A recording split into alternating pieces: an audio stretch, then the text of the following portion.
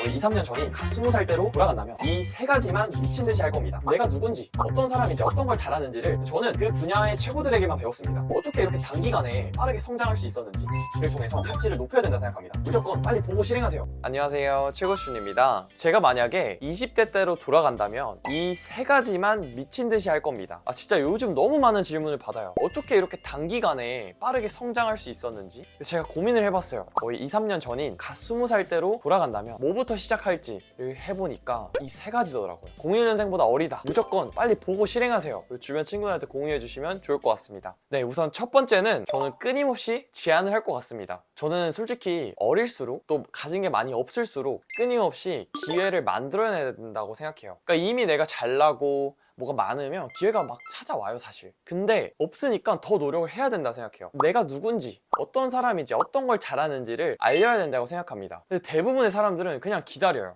오겠지 하면서 그냥 평범한 노력을 해요. 그러면 안 되고 제안하기를 통해서 가치를 높여야 된다 생각합니다. 근데 사실 궁극적으로 뭔가를 제안하기 이전에 먼저 도움을 줄 수 있어야 되고요. 내가 실력이 있어야지 그 제안하기가 비로소 가치를 발휘하게 됩니다. 제안하기는 어떻게 할까요? 했을 때 간단하게 말씀드리면 상대방이 필요로 한 걸 제공해주면 됩니다. 예를 들면 상대방이 인스타그램을 잘하고 싶어요. 그러면 내가 인스타그램을 상대적으로 더 잘한다면 인스타그램에 도움을 줄 수 있다고 제안을 할 수도 있고요. 내가 만약에 이 사람보다 인스타그램 못해요. 그러면 인스타그램을 잘하는 분을 소개해 줄 수도 있죠. 예를 들면 저는 유튜브를 잘하고 싶어요. 그럼 실제로 유튜브를 어떻게 잘할 수 있을지를 물어보는 거죠. 실제로 제가 100만 유튜버인 코너님이라고 계시는데 제가 그분을 인스타그램을 도와드리고 있어요. 대신 저는 유튜브를 도움받고 있어요. 예를 들면 이렇게 서로 도움을 주고 받을 수 있다는 거죠. 상대방의 입장에서 충분히 매력적이어야 돼요. 필요도 없는데 제안하면은 당연히 거절당하죠. 제안은 일단 최대한 많이 하면 좋습니다. 원래 10번 하면 처음에 다 까이고 한 번 수락되는 게 원래 제안입니다. 저 또한 첵스타그램으로 처음에 시작하면서 정말 뭐 팔로워도 많이 없고 아무것도 없을 때부터 제안을 일단 했어요. 일단 하니까 정말 신기한 게 거절당할 줄 알았는데 정말 정성껏 작성하고 그분이 필요한 거를 먼저 제시하면서 제가 원하는 니즈도 얘기를 하니까 한 80% 정도는 수락이 되더라고요. 그리고 여러분 그거 아시나요? 스티브 잡스도 16살 때쯤 HP 막 회사 대표한테 전화를 했어요. 필요한 부품이 있다고. 정말 신기한 게 아무 대가 없이 그냥 주기도 했습니다. 그러니까 나이가 어릴수록 제안을 한다면 기회가 생길 거고요. 나이 상관없이도 제안을 한다면 이런 확률이 훨씬 더 올라갈 겁니다. 두 번째는 저 같으면 책을 읽고 네이버 블로그에 꾸준히 기록할 것 같습니다. 대부분의 사람들이 나 이 책 읽었어 하는데 내용을 물어보면 하나도 몰라요. 왜냐하면 그냥 한번 대충 눈에 발랐기 때문이에요. 책을 읽고 그 내용을 요약하고 또 그 책의 내용을 실행하셔야 됩니다. 이걸 네이버 블로그에 올리시는 거고요. 혹은 첵스타그램으로 시작하셔도 좋습니다. 이런 첵스타그램 하나 만드는 것만으로도 많은 인생의 변화가 시작이 돼요. 예를 들면 내가 첵스타그램이란 계정을 만들잖아요. 어쩔 수 없이 책을 한두 번이라도 더 보게 돼요. 그래서 저는 여러분들이 어떤 목표를 위해 가장 먼저 해야 될 건 환경 설정이에요.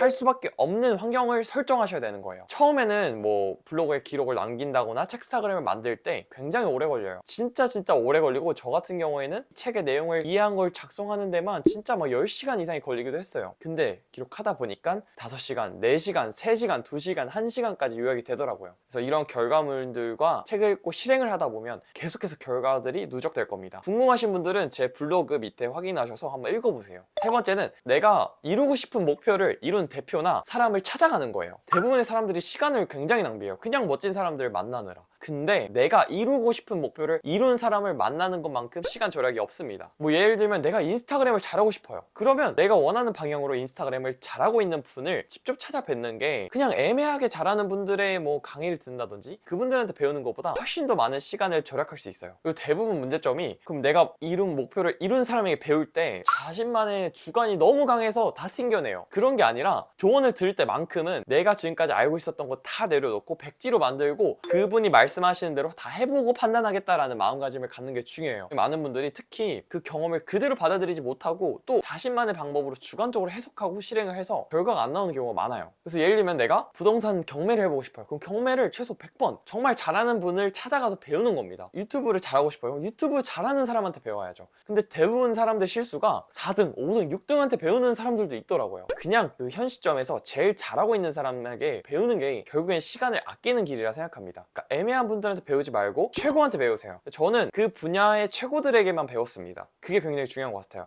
그래서 저 같으면은 진짜 이 세 가지를 정말 미친 듯이 할 것 같아요. 사실 가성이 됐을 때 뭔가 막 자기를 관리하고 개발하는 거는 사실 쉽지 않지만, 그럼에도 이 세 가지만큼이라도 어느 정도 인지를 하면서 보내신다면 나의 20대를 더욱더 알차게 보내실 수 있을 거라고 생각합니다. 여러분, 앞으로도 20대 분들 혹은 초심자가 나의 가치를 높이기 위해서 하면 좋은 것들을 계속해서 소개해드리겠습니다. 여러분, 구독과 좋아요, 알람 설정 잊지 말아주세요. 여러분, 함께 최고수를 향해 나갔으면 좋겠습니다. 감사합니다.